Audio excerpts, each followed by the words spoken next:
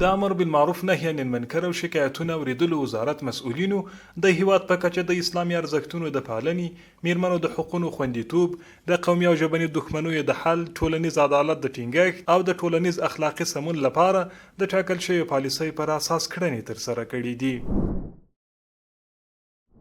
محتسبینو په دې اونۍ کې د میرمنو د حقوقو اړوند 101 بېلابېلې قضیې حل کړي دي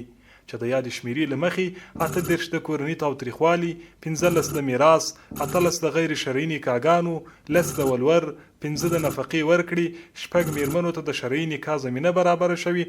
او د 6 میرمنو د طلاق قضیې حل شوي دي.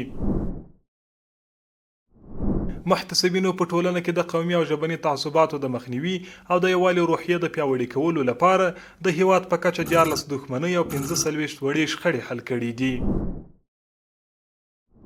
د غراز د امر بالمعروف نهي عن المنکر او شکایتونه اوریدلو وزارت اړوند د محتسبینو د تعلیم او تربیت ریاست له لوري په روزګان او زابل ولایتونو کې د قانون اورولو، د محتسبینو د ظرفیت لوړونې، دعوتي تګلارې له خلکو سره د غوره چلند کولو او په ټولنه کې د ناوړو دودونو د مخنیوي پر لارو چارو 4 روزني سیمینارونه پای ته ورسېدل.